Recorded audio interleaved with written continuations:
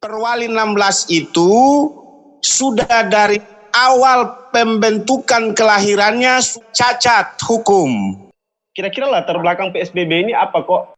Selama tuntutan mereka belum diterima atau direspon, mestinya dengan berbesar hati, dengan berbesar jiwa, dengan kebijaksanaan yang tinggi, Wali Kota Ambon mencabut peraturan itu.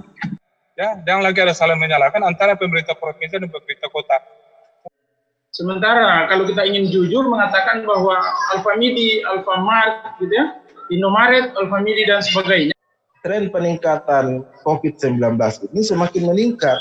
Itu artinya sejauh ini kami menilai bahwa pemerintah kota dalam hal ini gagal. Kepala daerah dan wakil kepala daerah dilarang membuat kebijakan yang merugikan kepentingan umum. Perwali 16 itu sudah dari awal pembentukan kelahirannya sudah cacat hukum. Karena itu sudah tidak punya alasan lagi selain dicabut itu perwali dan dilakukan evaluasi. Fokuslah pemerintah kota untuk optimalisasi penegakan protokol kesehatan sesuai dengan edaran Mendagri. Yang berikut, konsistenlah apakah mau laksanakan PSBB ataukah tidak. Kami ingatkan Pemkot, coba jujur kepada rakyat. Draft perwali tentang PSBB itu juga mengulangi kesesatan sama seperti perwali 16. Ada apa ini Pemkot? Karena Pemkot sesat melakukan argumentasi hukum. Kesesatan pertama, mereka tidak paham konsep dasar hukum tentang aspek pengecualian dalam hukum. Anehnya, pedagang kecil di Mardika tidak diberikan pengecualian, tetapi diberi larangan pada saat yang bersamaan. Para konglomerat, toko-toko besar diberi pengecualian. Nah, karena itu pembentuk perwali atau bagian hukum Pemkot harus kembali ke fakultas hukum biar kita kasih pintar begitu. Dari awal, mulai dari kata pertama sampai kata terakhir perwali itu. Dan saya sudah katakan itu dari awal dan saya sudah publikasikan itu. Dari kata pertama sampai kata terakhir cacat. Begini, harusnya bilang Pemkot, buat diseminasi, buat uji publik, begitu loh. Jangan sembunyikan hal-hal yang bersifat umum dijadikan khusus. Bahaya itu. Itu disebut contradicto in termino. Bahasa sederhananya samakan kucing dengan anjing, gitu loh. Pada bagian itu, kalau sesuai yang mereka lakukan hari ini, pemberlakuan PKM ini selesai tanggal 22. Tanggal 22 itu sebelumnya sudah di tengahnya keluar surat Menteri Kesehatan untuk PSSB. Nah, saran saya, kita evaluasi terhadap PKM ini dulu dilakukan oleh Pemkot, baru kemudian buat drafter tentang perwali dengan membuka kepada publik. Jangan seperti draft perwali yang kemarin dibahas, sama cacat mulai dari depan, huruf pertama sampai huruf terakhir. Kalau saudara lihat rancangan perwali yang sudah dibuat oleh yang terhormat bagian hukum itu, perwali tentang PSSB itu jumlah pasalnya 31 pasal. Itu rusak semua secara hukum. Hancur gitu loh. Kacau, copy paste itu. Saya kasih contoh cepat-cepat. Coba lihat di dalam draft perwali itu anehnya dalam diktum menimbang huruf C diberikan pencabutan atas perwali 16. Di dalam ilmu hukum tidak dikenal seperti itu. Kacau itu, rusak. Lama-lama kita bisa jadi bodoh ajar hukum. Yang berikut, kondisi hari ini, demonstrasi teman-teman mahasiswa sama masyarakat. Pertanyaan hukumnya, masih bisakah itu kita memberlakukan PKM? Kontrarionya, dilarang tidak boleh berkumpul banyak-banyak, ternyata masih ada orang berkumpul. Ini walau-alam namanya. Walau-alam itu sama seperti pesan dan kata-kata orang bijak. Serahkanlah segala sesuatu kepada ahlinya, kalau tidak tunggulah kiamat. Kira-kira begitu walau-alamnya. Pemkot itu mesti harus sadar bahwa aspirasi masyarakat itu harus difasilitasi. Ini kondisi kedaruratan kesehatan. Mereka menetapkan yang namanya PKM. Mereka larang nggak boleh berkumpul banyak-banyak. Sekarang ada masyarakat keberatan. Buka dong saluran komunikasi, panggil mereka, kumpul mereka, dan jelaskan. Bukan biarkan seperti itu, bahaya itu. Siap, Ya. terima kasih, salam. Makasih, Pak Serlop. Kalau beta sih yang pertama itu dalam dialog begini juga katong hadirkan juga tim medis sebenarnya. Ya. Tim medis itu penting karena kali itu kan muncul karena di kesehatan. Dan beta pikir ini penting untuk katong hadirkan tim medis biar dia buka. Beta pengen tim medis itu harus ada yang bisa buka-buka soal kira-kira latar belakang PSBB ini apa kok, kondisi Ambon ini separah apa sih? Ya kan? Terkait COVID ini kira-kira bagaimana? Ada yang sudah mati karena COVID ke belum? Ini juga harus katong buka sebenarnya. Sehingga ketika kebijakan itu muncul dari Pemkot, itu dia betul-betul kena misalkan.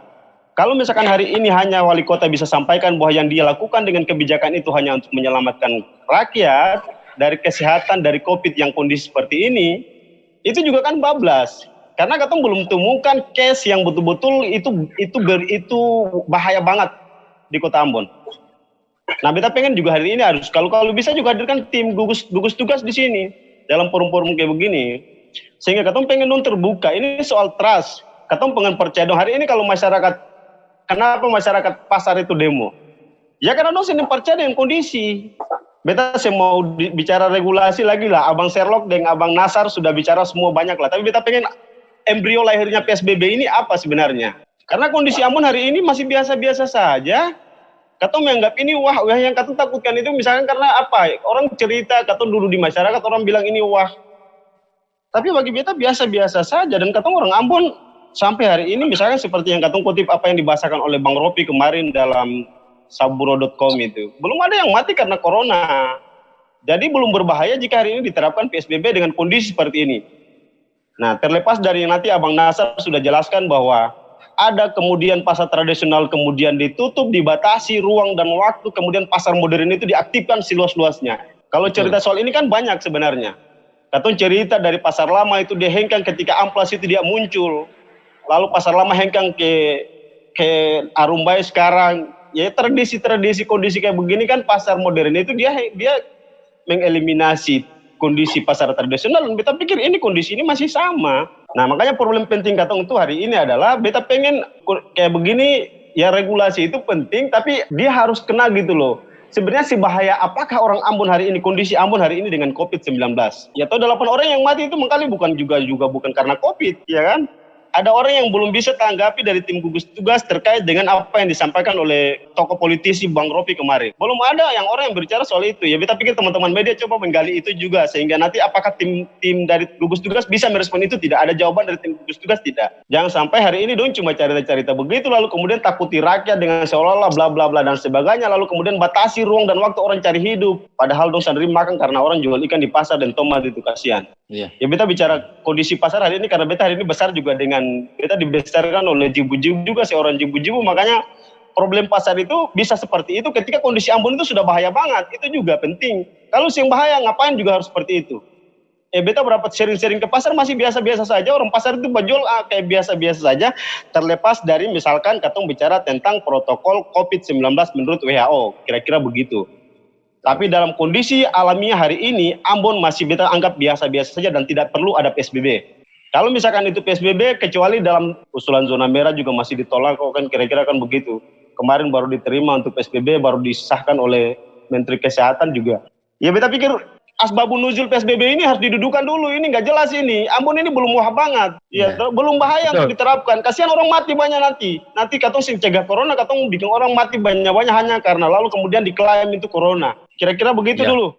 Jadi SK Menteri Kesehatan untuk pemberlakuan PSBB di Ambon itu bukan tidur malam kemudian besok jadi. Baca baik-baik di poin B dasar menimbang dari surat keputusan menteri. Keputusan itu lahir berdasarkan hasil kajian epidemiologi yang diusulkan oleh pemerintah kota. Kalau itu pertanyaannya ke DPR seperti yang tadi disampaikan oleh Pak Nathan, kalau DPR mempertanyakan, kita harus tanya, DPR mengerti tidak itu? Kajian hasil epidemiologi itu sudah dibaca belum oleh DPR Kota Ambon? Kalau DPR Kota Ambon tidak tahu, maka ini rusak kita punya kehidupan kota. Jadi hasil kajian epidemiologi itu menjadi syarat utama. Itu ditegaskan di dalam Peraturan Menteri Kesehatan nomor 9 2020 tentang PSBB. Karena itu pemerintah kota dan juga DPR harus menjelaskan untuk mendapatkan jawaban yang tadi disampaikan oleh Adik Amir. Kondisi Ambon ini dari aspek epidemiologi seperti apa? Kira-kira itu substansinya. Nah, dalam kaitan dengan pembentukan regulasi, ini yang Pemkot lagi-lagi salah. Salah karena apa? Membuat sesuatu yang sifatnya prematur. Jadi Pak Nathan juga harus bertanya ke DPR. Pak DPR tuh sudah baca belum kajian epidemiologi? Jangan-jangan tidak ada kajiannya. Kira-kira itu persoalannya. Terbuka sekali. Dalil hukumnya satu. Dalam kondisi apapun, dalam keadaan yang bagaimanapun, pemenuhan atas hak asasi, hak dasar dan hak konstitusi warga negara harus dipenuhi oleh negara melalui instrumen pemerintahan. Dan apabila tidak terpenuhi, maka pemerintah bisa digugat. Nah, gugatan pertama itu mestinya dilakukan oleh DPR. Melalui apa? Melalui mekanisme pemanggilan, permintaan penjelasan dari pemerintah. Nah, kita tantang DPR Kota Ambon. Bisa nggak itu bikin hak interpelasi, panggil wali kota? Bisa nggak itu? Nah, Pak Nathan harus tanya DPR. Tanya ketua DPR, jangan sibuk-sibuk bagi-bagi masker. Itu bukan tugas DPR. Tanya ketua DPR, bisa bikin hak interpelasi, panggil wali kota. Asas hukumnya demikian. Undang-undang itu memang Siap. Begitu. Karena apa? Kita ini dosen hukum. Tajam. Nah, Tajam. dosen yang goblok atau mahasiswa yang goblok. Bahaya itu. Setuju. Jadi teman-teman mahasiswa masih stay di bawah. Karakter mahasiswa IAIN itu beda. Mungkin beda dengan teman-teman mahasiswa yang lain. Sampai tuntutan teman-teman mahasiswa IAIN itu dikabulkan, mereka sudah terima baru mereka berhenti bergerak. Selama tuntutan mereka belum diterima atau direspon, maka itu mahasiswa IAIN itu akan tetap turun dan mungkin jumlah mahasiswanya semakin banyak. Iya, dalam memotret persoalan ini sederhana saja ya. Secara dari perspektif hukum dan konstitusi sebenarnya sangat gampang dan mudah sebenarnya untuk memberikan telaah dan perspektif atas persoalan ini. Yang pertama gini, kita harus melihat dulu landasan filosofis dari berlakunya peraturan wali kota ya, 16/2020 kemarin. Itu sebagai implementasi daripada peraturan gubernur Maluku kalau tidak salah ya. Iya. Iya, di peraturan wali kota Ambon itu kan dalam rangka melaksanakan peraturan gubernur. Jadi pijakan konstitusionalnya, pijakan hukumnya, pijakan yuridisnya kan berangkat dari situ. Nah, pertanyaannya untuk kepentingan hukum apa peraturan wali kota itu diadakan? Yang pertama, secara filosofi, kemarin sama-sama kita tahu belum ada belate dari pemerintah pusat, belum ada kebijakan hukum tertentu dari pemerintah pusat dalam rangka menyelesaikan atau menanggulangi keadaan pandemik di Maluku ya pada waktu itu. Ini saya ngomong ini bukan di luar konteks keputusan Menteri Kesehatan tanggal 9 Juni kemarin ya tentang penetapan Kota Ambon Provinsi Maluku sebagai PSBB ya, penetapan PSBB di Kota Ambon. Nah, jadi harus dibaca dalam konteks itu. Nah, untuk kepentingan apa pada saat itu? Peraturan Gubernur Maluku kemarin itu kan dalam rangka mengisi ketiadaan kebijakan dan ketiadaan hukum kemarin. Artinya kalau mau dikatakan gini, sederhananya begini. Daripada pemerintah Provinsi Ambon atau aparat penyelenggara negara di Maluku tidak melakukan apa-apa untuk menanggulangi pandemik yang ada di Maluku, maka diadakan peraturan itu. Jadi peraturan gubernur itu adalah peraturan mandiri yang dikeluarkan dalam rangka untuk menanggulangi atau penyelesaian persoalan-persoalan pandemik. Ya minimal ada semacam pembatasan tertentu. Ya kan, pada saat itu harus dibaca dalam konteks itu. Kebutuhan hukumnya di situ. Nah, tapi dia menjadi tidak relevan saat ini ketika pemerintah Kota Ambon masih tetap memperlakukan itu. Sementara ada belate dari pemerintah pusat yang sudah mengeluarkan keputusan tentang penetapan Kota Ambon sebagai PSBB, ya, wilayah administratif Kota Ambon Provinsi Maluku diberlakukan PSBB dengan keputusan Menteri Kesehatan itu. Nah, ketika keputusan Menteri Kesehatan itu sudah terbit, maka seluruh aturan turunan atau seluruh aturan sebelumnya yang dilaksanakan dalam rangka untuk menjawab kebutuhan masyarakat, kebutuhan hukum masyarakat, kepentingannya untuk pengaturan tertentu yang seperti yang saat ini yang dipolemikan itu menjadi kehilangan pijakan, ya. Jadi secara normatif itu peraturan wali kota ini sudah kehilangan konteks dan pijakan hukumnya. Mestinya dengan berbesar hati, dengan berbesar jiwa, dengan kebijaksanaan yang tinggi, wali kota Ambon mencabut peraturan itu. Dan seluruh energi pemerintah kota Ambon saat ini diarahkan untuk menyiapkan aturan teknis pelaksanaan dari SK Menteri Kesehatan itu. Karena dalam peraturan Menteri Kesehatan nomor 9 2020 tentang pedoman pelaksanaan PSBB itu, khususnya di pasal 12 itu kan mengatur bahwa pemerintah daerah ya kan berkewajiban melaksanakan PSBB. Nah, cara membaca kewajibannya itu ketika ada keputusan hukum yang sudah dikeluarkan atau ada basiking yang sudah dikeluarkan oleh pemerintah pusat, ada belate yang sudah dikeluarkan. Nah, sekarang ini dengan keputusan Menteri Kesehatan itu maka menjadi kewajiban konstitusional daripada entitas pemerintah provinsi, pemerintah Kota Ambon untuk melaksanakan itu. Ya kan? Jadi wali kota mestinya dengan seluruh perangkat-perangkat pendukungnya, dengan seluruh OPD ataupun staf ahli dan segala macam itu segera rampungkan itu. Malahan kalau mau dihitung saat ini sudah 7 hari dari berlakunya PSBB di Ambon itu belum ada tindak lanjut apa-apa tuh. Jadi tidak responsif istilahnya ya. Saya anggap bahwa wali kota Ambon tidak responsif dalam rangka untuk melaksanakan atau menata keadaan sesuai dengan perintah yang diatur dalam SK Menteri Kesehatan itu. Justru sekarang ini energinya dibuang percuma dengan peraturan yang kehilangan konteksnya. Jadi peraturan wali kota 16 itu sudah kehilangan konteks dan pijakan hukumnya. Ya kan, kepentingan hukum apa sebenarnya di situ? Sementara sekarang ini status Kota Ambon sekarang ini sudah PSBB. Lalu aturan implementasi, aturan teknis melaksanakan PSBB itu belum ada sampai dengan saat ini. Ya kan, mestinya yang harus dikonsolidir saat ini adalah menyiapkan perangkat aturan teknis sebagai pelaksanaan daripada keputusan Menteri Kesehatan sebagaimana mestinya. Itu begitu. Jadi mestinya sudah dari kemarin-kemarin itu mestinya sudah harus dicabut itu peraturan wali kota itu. Ya kan, karena sudah kehilangan pijakan hukum ya, gitu. Iya. Jadi iya, mohon maaf kami terlambat, tapi sepintas kami dapat menyimak beberapa hal tadi terkait dengan penetapan Kota Ambon untuk penerapan PSBB ya. Iya, oke. Teman-teman sekalian, keputusan Menteri Kesehatan untuk penetapan Kota Ambon dalam wilayah PSBB itu kan kalau kita lihat dalam poin menimbangnya itu, bahwa kemudian karena ada peningkatan kasus dan penyebaran, lalu kemudian berdasarkan hasil kajian dari Kementerian Kesehatan itu makanya Kota Ambon ditetapkan dalam wilayah PSBB. Saya nggak tahu. Kemudian hasil kajian penyampaian data-data disampaikan oleh pemerintah Provinsi Maluku dan pemerintah Kota Ambon. Itu lalu kemudian berdasarkan kajian data-data yang sesungguhnya itu real atau sekedar masih mencoba-coba dalam hal penyampaian data itu.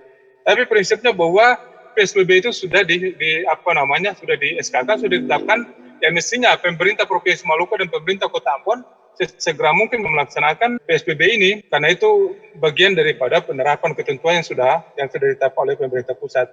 Kalau ini tidak dilaksanakan, berarti kemudian pemerintah pusat menganggap bahwa apa yang disampaikan oleh pemerintah daerah, baik itu gubernur maupun wali kota itu adalah sekedar test case. Jadi permintaan yang didasari pada data-data sesungguhnya termasuk kesiapan pemerintah provinsi dan kesiapan pemerintah Kota Ambon sendiri.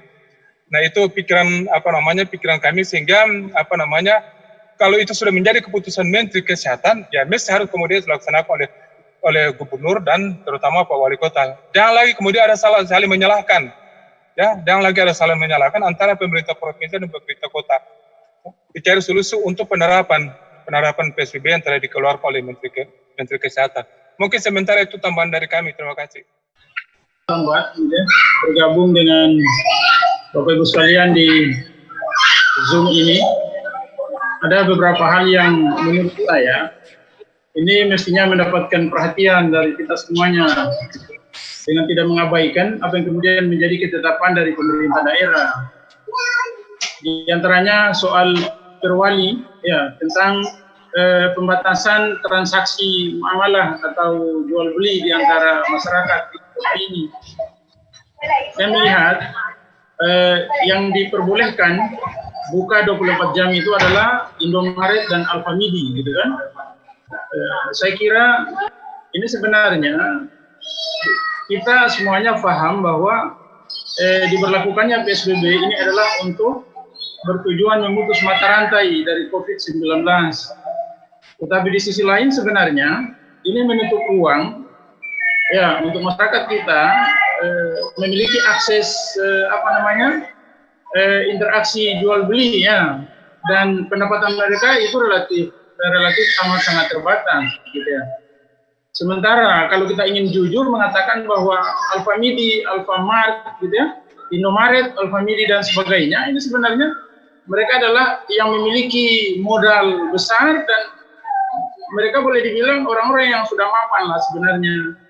Nah mestinya ini harus dibuka ruang yang sangat kuat gitu ya, untuk masyarakat kecil yang pendapatannya relatif terbatas ya, di tengah-tengah pandemi Covid yang begini signifikan, pendapatan kehidupan mereka juga relatif sulit gitu. Saya kira ini mestinya juga tidak boleh diberi ruang lah begitu ya, untuk mereka yang hidupnya sudah sangat mapan, sementara rakyat kecil ini justru tambah susah gitu kalau saya. Itu yang pertama. Yang kedua, soal pembatasan aktivitas ibadah di rumah-rumah ibadah.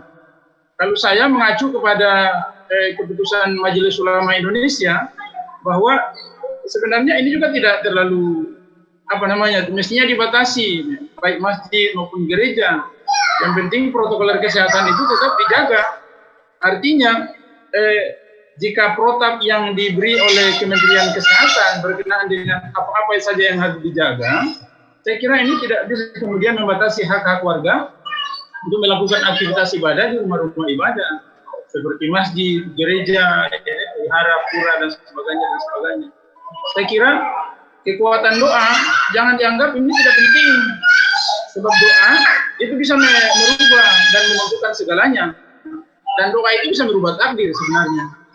Ya, soal mati itu sebenarnya itu kan wilayah-wilayah Tuhan gitu. Tidak bisa diprediksi oleh manusia. Hanya saja dari aspek kesehatan ya kita tidak bisa mengabaikan itu. Tetapi dalam waktu yang sama tidak bisa juga kemudian menutup ruang untuk umat ini bisa melakukan ibadah di rumah-rumah ibadah.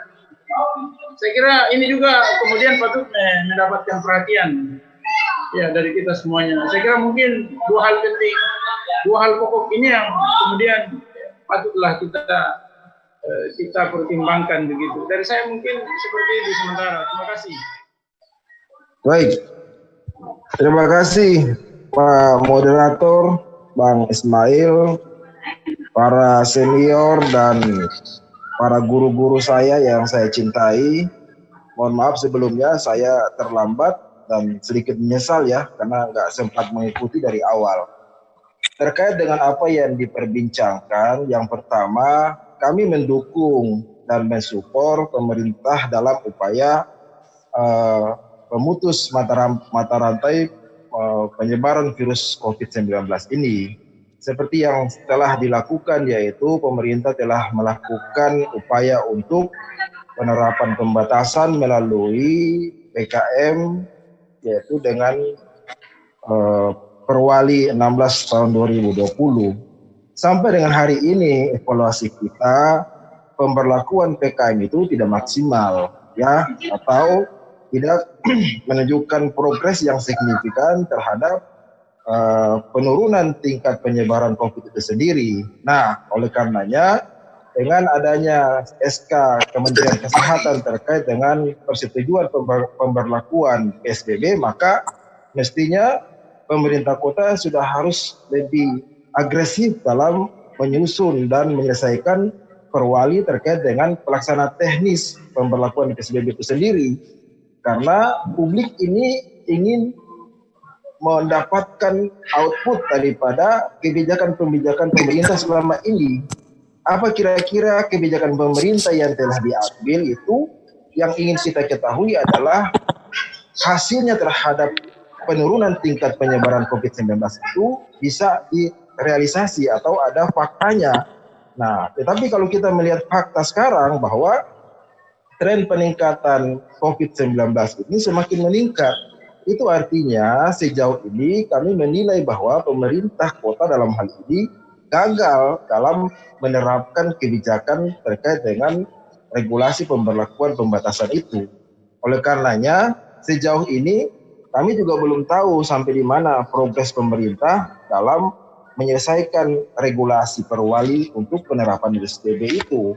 Nah, ini kan semakin terdesak, apalagi kita ikuti beberapa hari ini kan terjadi gelombang protes daripada pedagang dan mahasiswa itu sangat kuat sekali. Itu artinya pemerintah tidak punya pilihan lain kecuali harus berani mengambil sikap untuk membatalkan SK nomor 16 tahun 2020 itu dengan mempersiapkan regulasi perwali untuk penerapan PSBB. Karena kita tidak ingin situasi ini semakin tidak kondusif. Masyarakat harus kita jamin kehidupan bermasyarakat yang baik agar semua aspek kehidupan terutama aspek ekonomi itu dapat dikendalikan oleh pemerintah sehingga ekonomi itu bisa perlahan-lahan pulih dan tumbuh gitu kira-kira. Nah, lalu kemudian ada problem yang baru ketika nanti dalam penyusunan pelaksanaan teknis melalui perwali untuk pemberlakuan PSBB, kami berharap pemerintah kota tidak lagi mengulangi kesalahan yang sama. Artinya dalam penerapan pelaksanaan teknis melalui perwali itu sebelum disahkan, mestinya perwali itu dapat disosialisasikan. Paling tidak itu dapat dikomunikasikan dengan semua unsur elemen masyarakat yang ada di Kota Ambon. Bisa melibatkan tokoh agama dari dua komunitas ya, dari Islam maupun Kristen, agar ini bisa dikomunikasikan dengan baik. Ini berkaitan dengan pembatasan keagamaan. Karena pembatasan keagamaan ini kita kan kalau mengacu pada undang-undang karantina itu cakupannya sangat luas. Sementara masyarakat saat ini sudah hilang kepercayaan terhadap kebijakan apapun yang diambil oleh pemerintah. Oleh karenanya, agar semua ini dapat menerima semua bentuk kebijakan daripada pemerintah, itu mestinya harus dikomunikasikan, didiskusikan dengan semua instrumen elemen yang ada di Kota Ambon.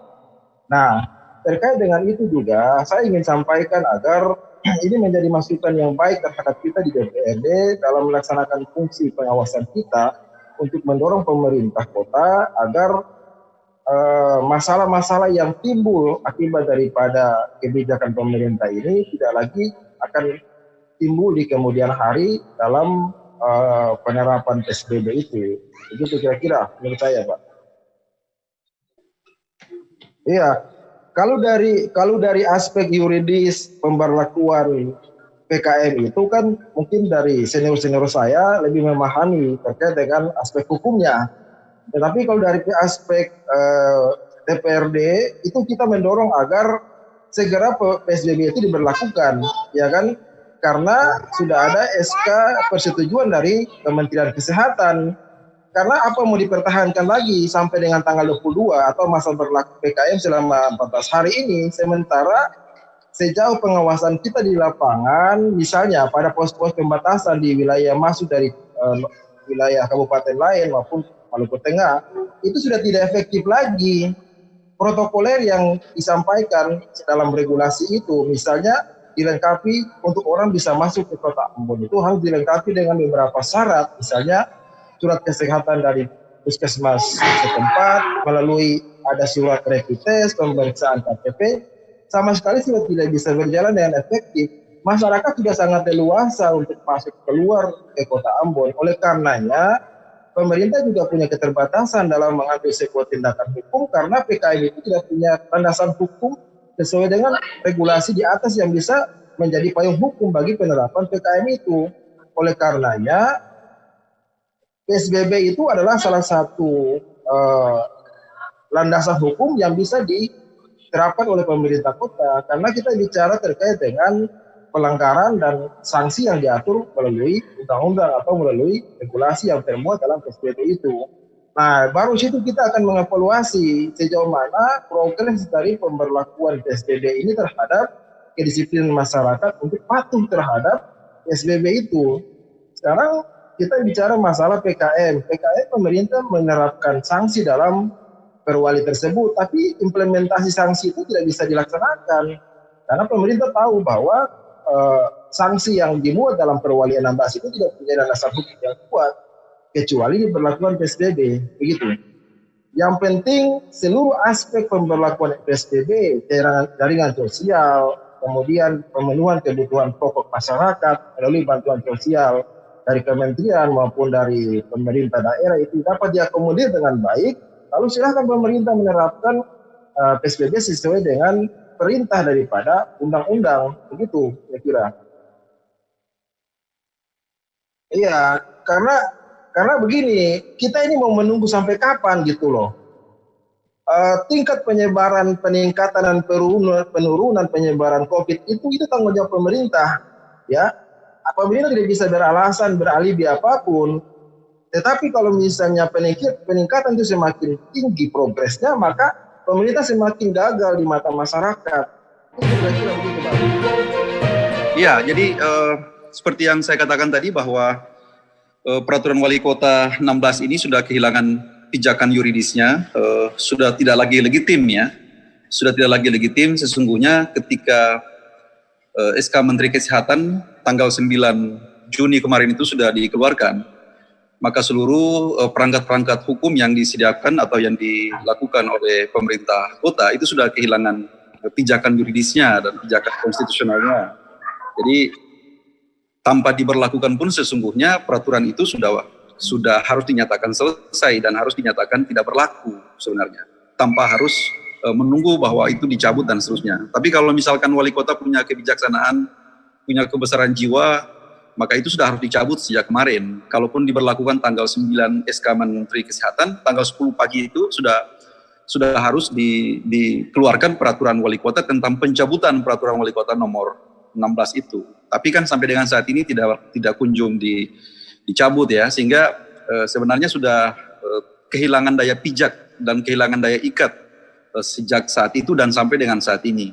Sehingga kalau misalkan ada pembangkangan sipil atau upaya-upaya lain yang sifatnya pembangkangan itu kita bisa memaklumi dari perspektif itu. Itu yang pertama. Yang kedua, tadi sudah disampaikan oleh Bang Saidna tadi sudah cukup bagus. Kita mendorong agar DPRD Kota Makassar itu melakukan atau memaksimalkan instrumen-instrumen pengawasan ya, entah dengan cara memanggil wali kota atau sekretaris kota dan seterusnya, karena ini adalah persoalan urusan yang sifatnya hajat hidup orang banyak ya. Jadi jangan kita memberikan cek kosong lah kepada wali kota dan kepada perangkat pemerintah kota untuk melakukan sesuatu sesuai dengan selera dan sesuai dengan kehendaknya. Kita kelola negara tidak bisa dengan selera, atau kelola negara tidak bisa dengan kehendak seorang wali kota atau pemerintah kota, tapi harus berdasarkan pada kaidah-kaidah yang berlaku secara ketatanegaraan ya. Apalagi ini menyangkut dengan hal-hal yang sifatnya state of emergency ya, yang berhubungan dengan darurat negara gitu. Jadi segala sesuatunya memang harus rule of the game-nya harus jelas dan tegas. Jadi kita harus patuh dan taat kepada itu. Saya berharap besok atau lusa, karena sifatnya agenda mendesak, karena sudah diikuti dengan riak-riak adanya demonstrasi penolakan oleh sekelompok masyarakat, maka DPRD juga harus lebih responsif untuk memanggil wali kota untuk menuntaskan persoalan ini. Jangan malu-malulah wali kota untuk mencabut itu peraturan wali kota itu. Kita bernegara tidak boleh pakai perasaan, tidak boleh pakai malu-malu. Bernegara itu harus rasional. Jadi kalau memang itu tidak sesuai dengan kebutuhan hukum masyarakat, ya dicabutlah, gitu kan? Karena kalau seperti yang dikatakan Jimli Asidiki itu kan sebuah peraturan perundang-undangan itu kan memuat 5 hal. Ada alasan filosofisnya, alasan sosiologisnya, alasan yuridisnya, alasan administratif, dan alasan politik. Nah, jadi kalau kita ingin membuat spektrum terhadap persoalan ini, memang peraturan wali kota itu sudah, kita tidak tahu, sudah berada di persimpangan jalan ya. Karena tidak mungkin lagi itu bisa diberlakukan, apalagi yang disampaikan Bang Saidna tadi berdasarkan hasil evaluasi tidak ada sesuatu progresif apapun, tidak ada sesuatu kemajuan apapun dari pemberlakuan norma itu.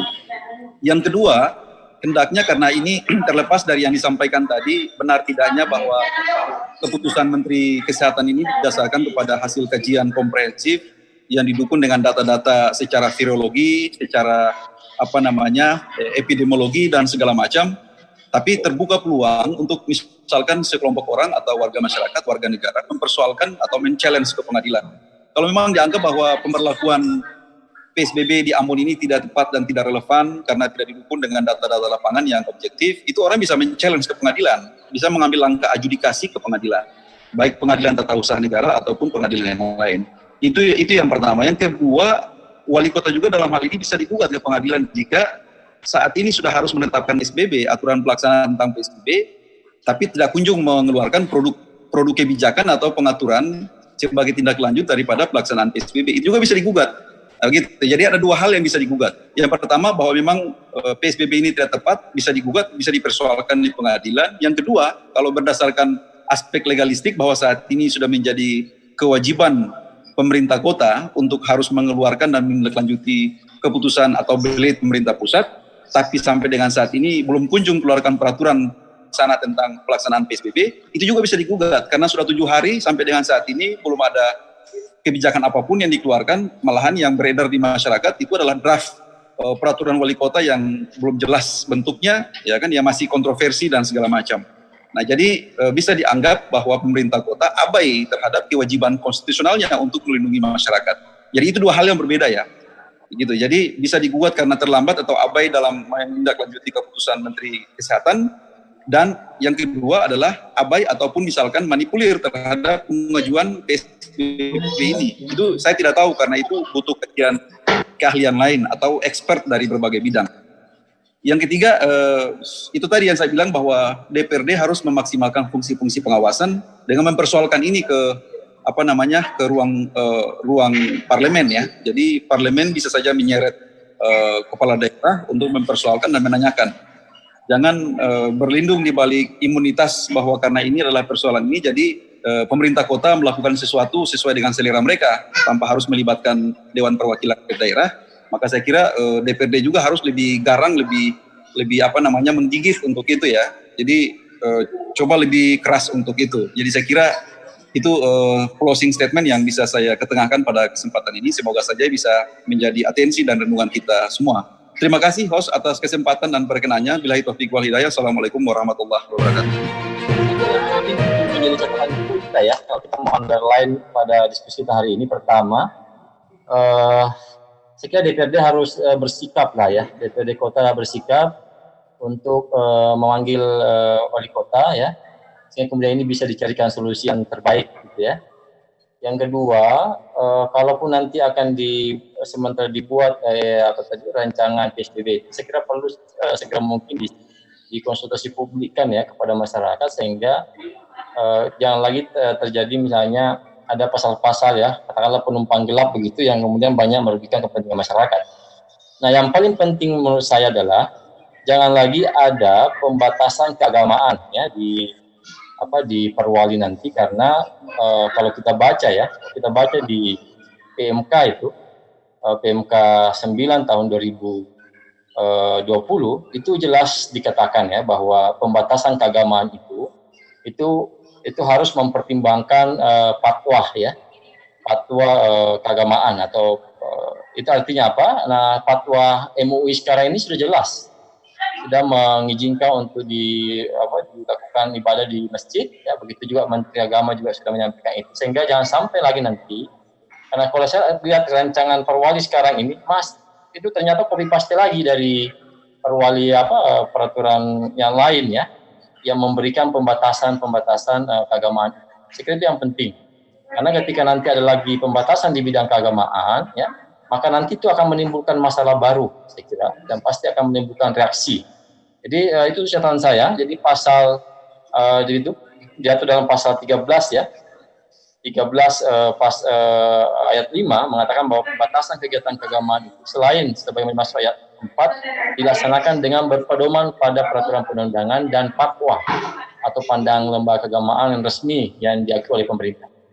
Nah, ini yang pesan yang paling penting supaya nanti kalaupun nanti kebijakannya adalah PSBB itu, maka tentu sudah harus mengkondisikan dengan perkembangan terbaru mengenai kebijakan pendidikan keagamaan sendiri. Saya kira itu.